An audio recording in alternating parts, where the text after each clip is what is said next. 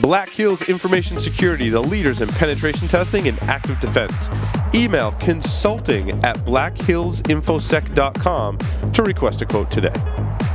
Threat Connect is the industry's most widely adopted threat intelligence platform, built to unite the people, processes, and technologies across your security team, your organization, and your entire ecosystem of partners.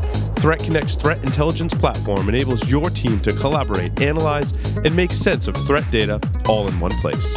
Empower your team towards fast and efficient analysis that leads to decisive action.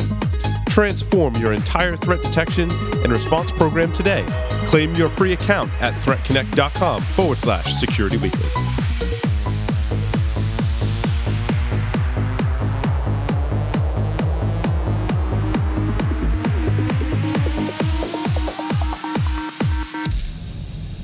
Overwhelmed when it comes time to choose which cigar to smoke? Confused by the differences between 60 ring gauge, Robusto, Corona, and Lancero? Do you yearn to try all the new cigars on the market, but need a guide to tell you where to start? Look no further than the Stogie Geek Show. Hosted by yours truly and Will Cooper, we've made it our mission to educate both new and experienced cigar smokers. Tune in for interviews with leaders in the cigar industry, how-to segments, and weekly cigar reviews. Visit StogieGeeks.com to subscribe to our podcast, watch the live show, and discover our video archives. Stogie Geeks, geeks kicking ash. Welcome back, everyone, to Security Weekly. Wade Baker is still on the lines via Skype, along with the cast of characters here in studio. Wade's breaking out the pipe, man. That's awesome. Mm-hmm. I love it. All right, so what do you got? You guys want to talk about open source versus commercial products, or give some career advice? We only have time for one, I'm thinking. If you had to choose one. Based on the number of times we get asked for career advice, Yeah. I say career advice. Okay, let's do career advice. Bartending? Lauren writes in. She says, my name is Lauren, and the reason Lauren. began subscribing was because I'm currently pursuing my master's in cybersecurity. I'm transitioning from being strategic cyber threat analyst, knowledge on actors, intrusion sets, targets, to a more technical career in InfoSec, networking, and pen testing. Long story short, I don't have a mentor in the field I'm trying to pursue, so I thought I'd reach out to my favorite podcast crew and get some advice. She's wondering if we have advice for recent graduates, what jobs are great experience builders, as in what are some of the entry-level positions recent grads should be shooting for? Any recommendations on skills an InfoSec person needs to acquire besides just a degree to land your first job and be successful at it? She qualified that. So I should do like an around the horn kind of thing. We could. Like, bing, bing, bing, bing. I get asked 60 this seconds, question go. frequently when I'm at conferences. How'd you get into this business? And I think most people answer the question. I haven't heard a different answer. You sort of just stumbled into it because you happen to be a sysadmin, or you happen to be this. To get into it. Yeah, now people want to get into it. Get in anywhere and try to learn as much as you can with the job you have, but also keep your eyes open for everything else going on in the organization, and volunteer. Help out, do what you can wherever you can, so that you can get that well-rounded education. Because I think that's what's sorely lacking in the industry.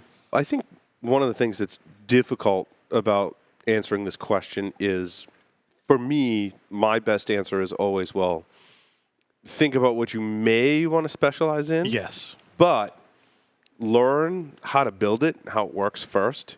Then you can learn how to secure it, and then you can learn how to break into it. So, or defend it. Or defend. Yeah, defend or break into it. But you got to learn how it's put together first. And that's not something you can do learning a book. I mean, yeah, you can do it in the lab, but I find that the most valuable experience, and what I look for in security people is, I've built a network. I've built Windows systems. I've built Linux systems. Mm-hmm. I've made it all work. Yep. And then maybe you say, okay, now I can work on securing it. And then maybe after that, then specialize. Okay, I want to go learn how to be a pen tester. But if you don't know what you want to do, it's good to try as many things as possible so you can figure out what it is you like to do. But the inquisitive, how does something work? I mean, the hacker mentality is trying to figure out how stuff works, tear it apart, build it, figure out how it works. I mean, spend time as a programmer. I mean, that helps too. I mean, that's valuable experience. If there was one thing that I could go back and change about my career over the I don't know how many years, I would go back and learn a reasonable programming language way earlier, as opposed to being in my early 40s, and trying to learn Python. Yeah. Well, you picked a good language to learn anyway. But I agree. It's the one that I grok the most. So, yeah, pick up a programming language. Anything. Yes. I mean, because it starts you down that whole being able to find logic flaws, and being able to find logic flaws helps you with pen testing, securing, that you're thinking about where the logic in a system happens. Mm-hmm. Yeah, and I think troubleshooting is important too. Absolutely. Is spending time in a lot of the entry-level positions, even in security. So, I mean, that most people aren't going to go be a network admin or a sysadmin for a few years before they get into security. I mean, let's be honest. Yep. Lauren's got her degree in cybersecurity, right? I mean, it's really hard to say, well, security is what I want to do, so let me go be a sysadmin for a while. That's not to say that maybe you don't shadow that group for a while or somehow get involved with groups that are building things. I think that if you want to be in security, support is a good, for a security company. Mm-hmm. A lot of people I placed at Tenable and worked with the support people, they're like, I want to break into security. I'm like, we can go do support for a security company. And then at least you get to hear people who are reporting problems, understand all this terminology in security and how things and the pieces are fit together. And that gives you some valuable experience. I would say that's probably second best. And it gives you valuable troubleshooting. And you may have to go build stuff as part of. Well, I gotta test this problem, so I gotta learn how to go build this thing, right? So I can test it. So I think a support role at a security vendor, Jack. I don't know if you want to weigh in on that. I think it's valuable experience. And from there, go on. Yeah, absolutely. I think the support roles are, for what you said, the support roles. You learn how to deal with technology. You deal with broken technology. You learn how to deal with people. You learn how to deal with broken people.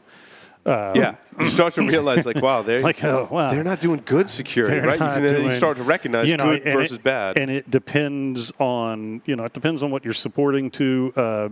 Some things desktop support will kill you. Yes. I mean, that's... Try not to do that.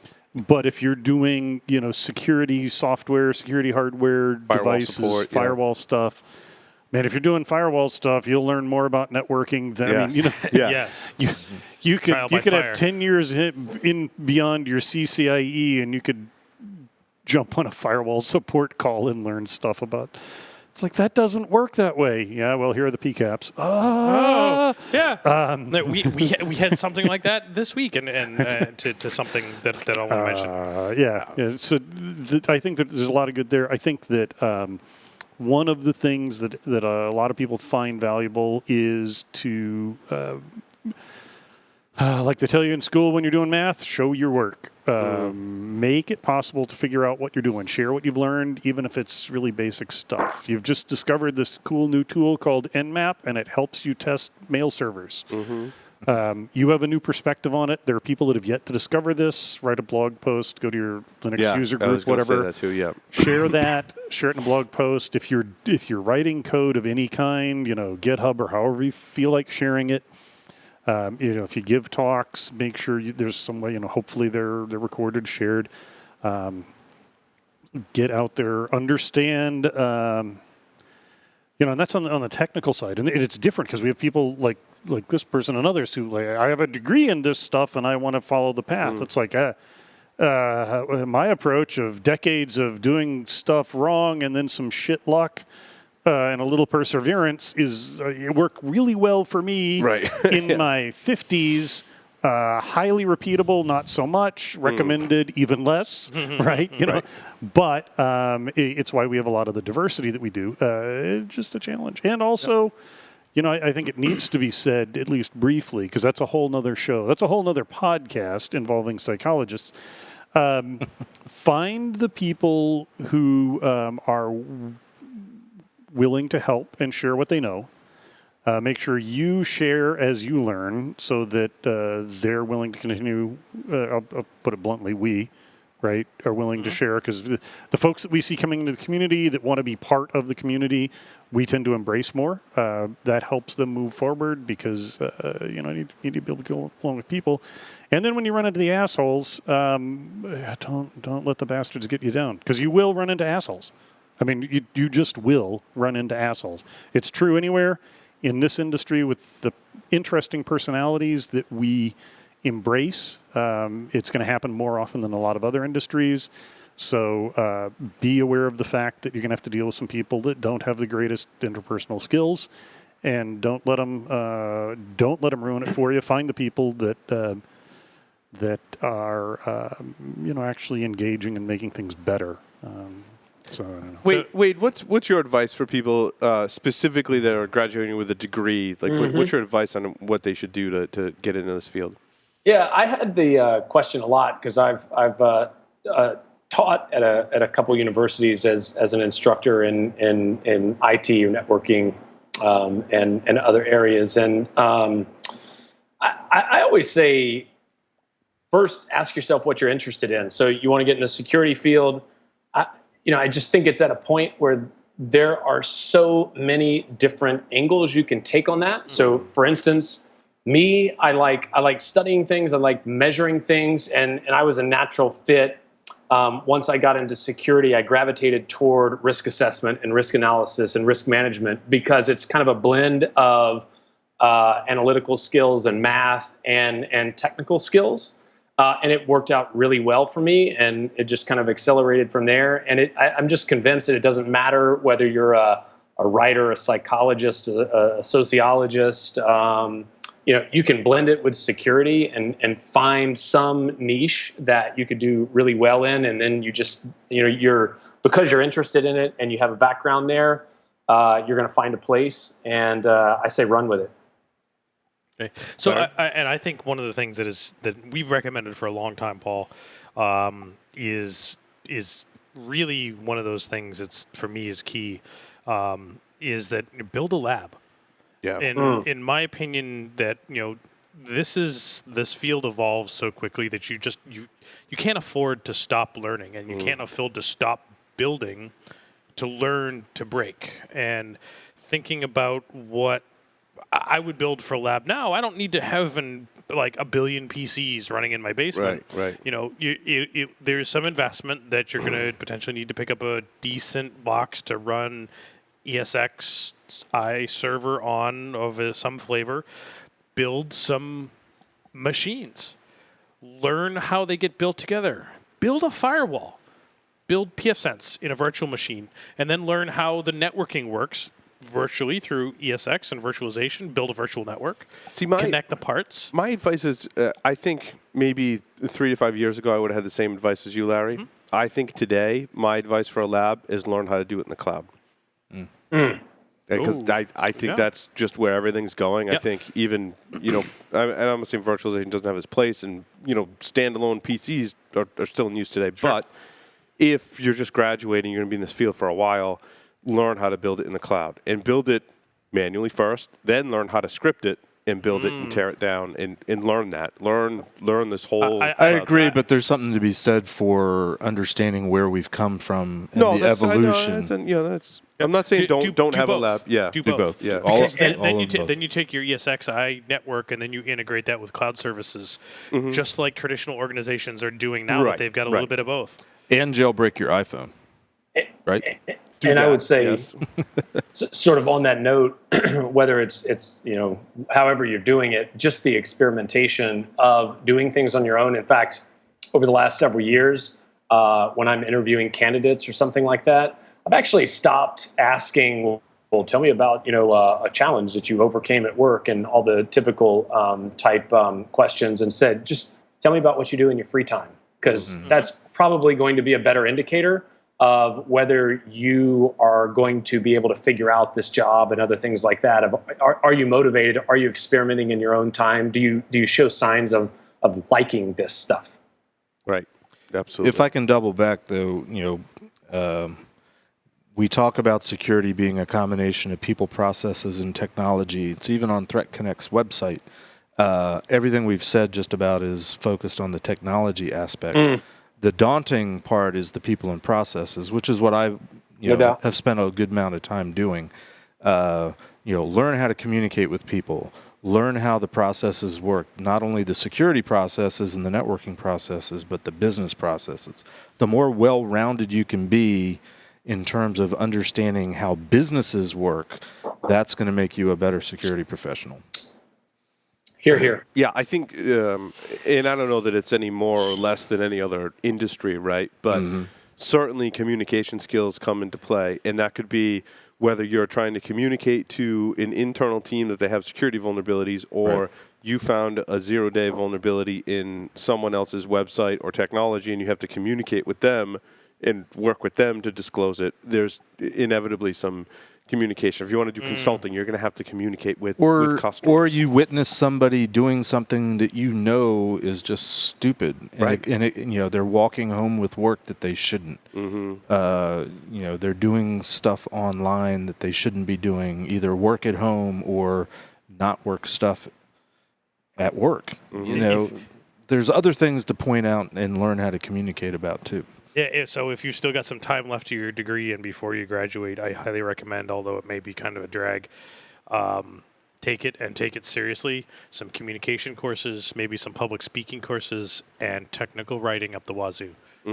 Yes. If you have some free electives, and instead of taking underwater basket weaving, take another technical writing course. Or Yeah. if you're reasonably close to Indianapolis, come to Circle City Con in a couple weeks. I'm actually teaching a workshop on communication skills. Nice. The art of the Jedi mind trick. Well, and it goes back to what Jack said about, do stuff and then write about it in a blog. That implies you have to have communication and writing skills. Right. So Absolutely. Now, you could write a really bad blog, you could. but with some technical writing skills, you could really write a good blog. Right. And that in itself, just the fact that you have to know it well enough to pass it on and tell somebody else about it, is valuable in its own right.